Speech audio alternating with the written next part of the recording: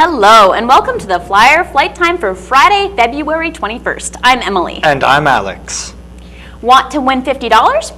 Enter the Day of Caring t-shirt design contest. All of the designs must be hand-drawn and be in color.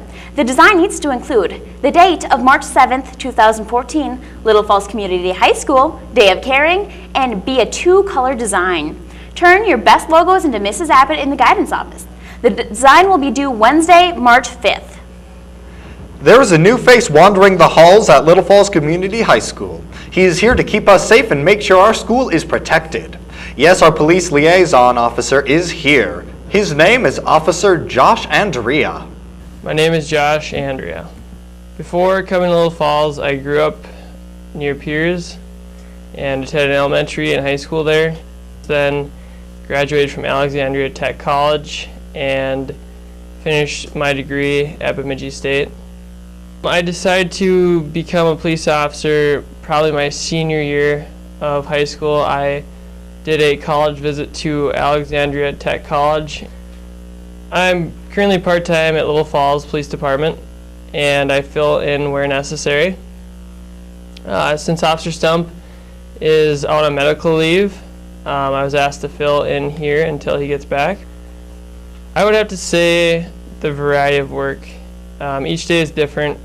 Typical calls we respond to can be anything from medicals, thefts, domestics, parking complaints, vehicle accidents, assaults, and suicidal subjects.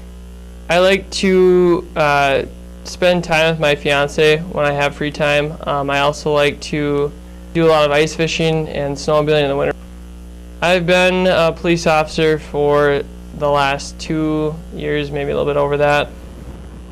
Officer Andrea is currently replacing Officer Stumpf while he is out on medical leave.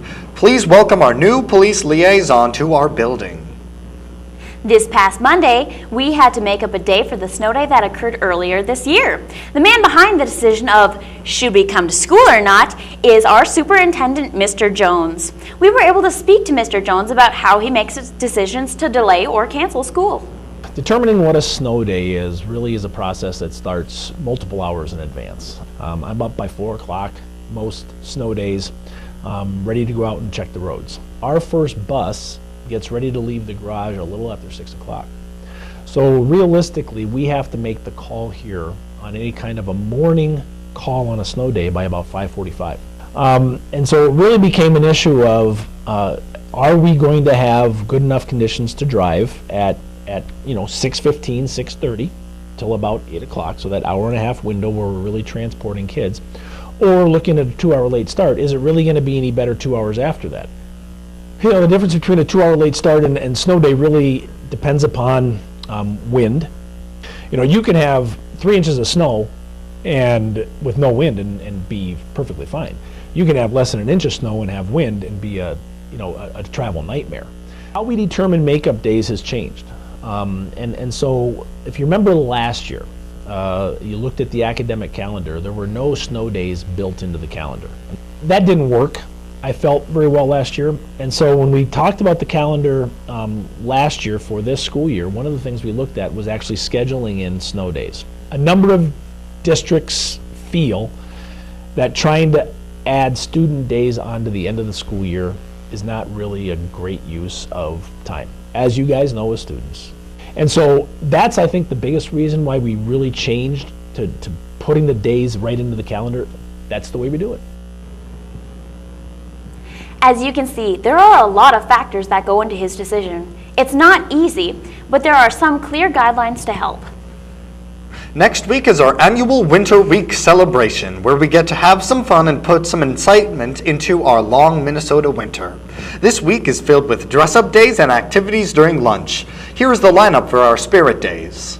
It is Winter Week here at LFCHS. You should participate in dress-up days. On Monday is Pajama Day, so come to school in your favorite school-appropriate PJs. On Tuesday it is Jersey Day, so wear your favorite team apparel. Then Wednesday is Superhero Day. Come dressed as your favorite crime-fighting hero. Thursday is Hawaiian Beach Day. Come to school thinking it is 80 degrees and sunny.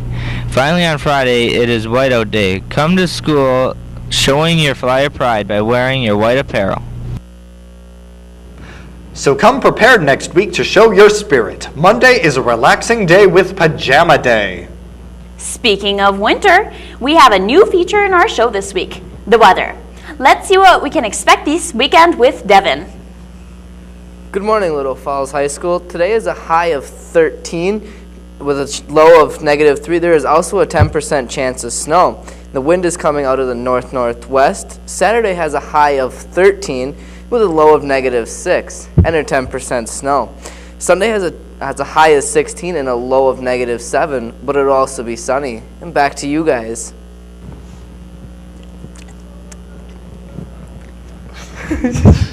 Hello, Little Falls Community High School. Well, how about finding out what is happening this weekend? Congratulations to the following students who dominated in instrumental state section 8A solo ensemble contest in Brainerd. Superior rating at perfect score, Joshua Kapsner.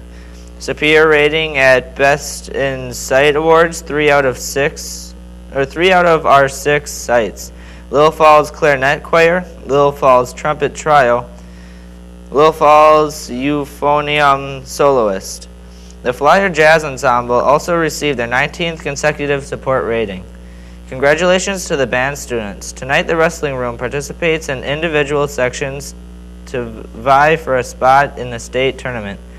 And the girls basketball team will play at home tonight against Albany.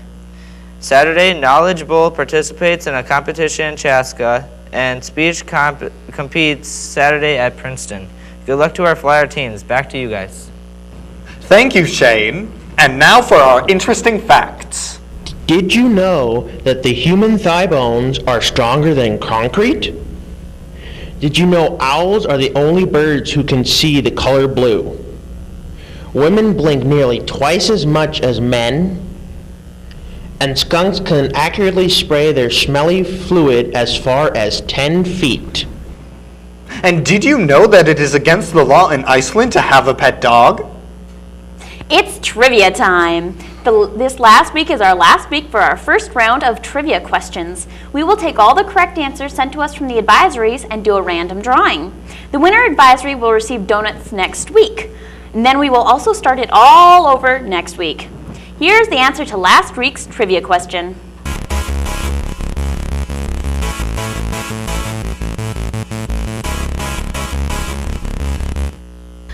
Last week, we asked you, in the longest-running sci-fi show, Doctor Who, what does TARDIS stand for? And the answer to that is time and relevant dimension in space. All of you Whovians should know that. And now for this week's question. All right, the question for this week is, who was the first Minnesota Twins catcher? The options are George Mittenwald, John Roseborough, Earl Batty, or Jerry Zimmerman. Again, who was the first Minnesota Twins catcher? George Mittenwald, John Roseborough, Earl Batty, or Jerry Zimmerman? Tune in next week for the answer. Remember to send your group answer to our email address at video@isd482.org. Be sure to include your advisor with your answer. Good luck. That brings us to the end of our show today. Next week, we will feature the events of Winter Week. Be sure to participate and you might be caught on film. I'm Alex. And I'm Emily. Thanks for watching the Flyer Flight Time.